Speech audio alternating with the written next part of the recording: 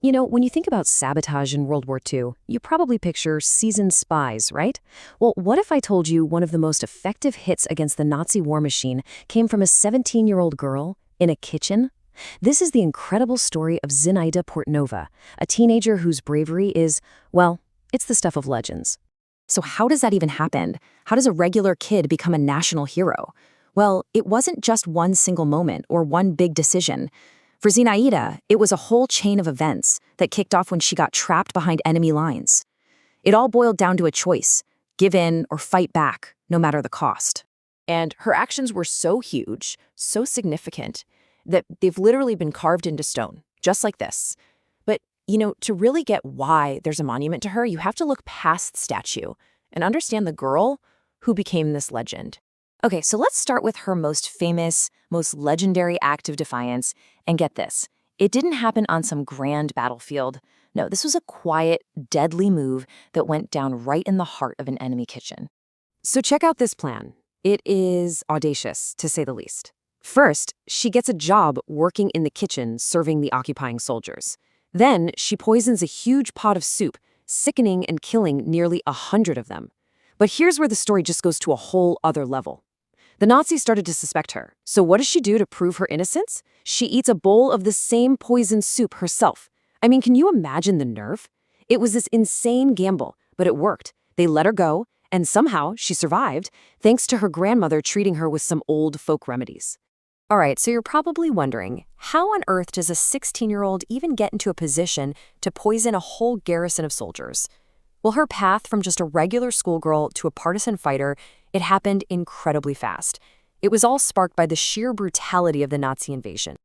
Yeah, her transformation was unbelievably quick. See, she was just visiting her grandmother for the summer when the invasion happened, and she got trapped. So at 16, she joins this local underground youth group called the Young Avengers. She started out small, handing out anti-Nazi leaflets, but that escalated fast. Soon she was involved in actual sabotage. And then after that whole poisoning incident, her cover was totally blown. She had no choice but to escape into the forests of Belarus and become a full-time partisan fighter. So, by early 1944, think about what she's been through. She survived a poisoning herself. She survived countless battles. She seems almost invincible.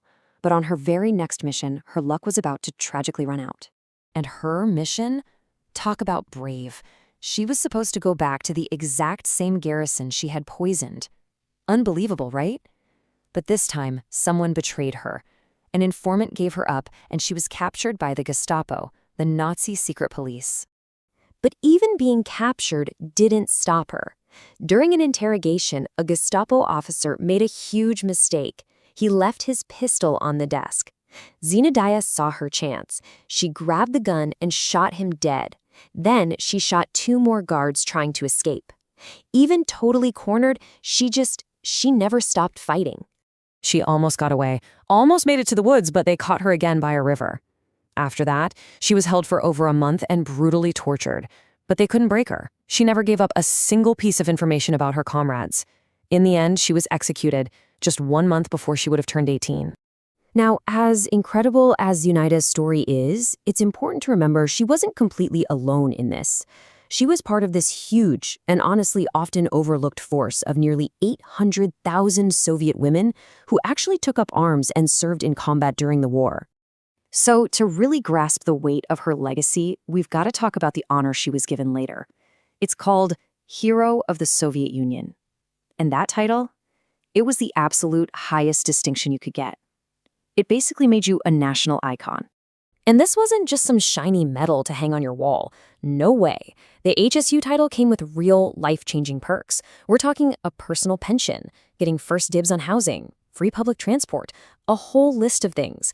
In a society where things were scarce, these benefits were a massive deal. It set you apart. And these women, they did everything. They were pilots, snipers, they drove tanks, they were medics on the front lines. But even with all that incredible bravery, getting that Hero of the Soviet Union title, well, for a woman, it was exceptionally rare. Just look at the numbers here. They're pretty staggering. Out of over 11,600 of these titles handed out during the war, only 92 went to women. That's less than 1%. So when you see that, it really puts into perspective just how extraordinary Zinaida's actions must have seemed, even in a time filled with heroes. Okay, so let's circle back to Zinaida. Why was her story, more than a decade after she died, lifted up to this highest level of honor? And why does it still hit so hard today? It actually took 14 years. 14 years after she was executed, her sacrifice was finally officially recognized. And that decree, it cemented her place in history forever, making her the youngest woman to ever receive the title. You know, there's a letter she managed to send home that really gets to the heart of why she did it. It shows the simple but incredibly determined spirit. She just wrote, "Mom, we are now in a partisan detachment. Together with you, we will defeat the Nazi invaders." See, it was never about glory for her. It was about protecting her home, her family. When you hear it all laid out, Zinaida's story sounds almost like a myth, doesn't it? A teenager poisons a garrison, survives, and then fights to her very last breath. Her heroism really wasn't about one single act. It was about this constant, unwavering refusal to be a victim. And that kind of leaves us with a big question, right? When we hear stories like this, stories of courage that feel almost too brave to be real, how do we make sure they're remembered for what they are?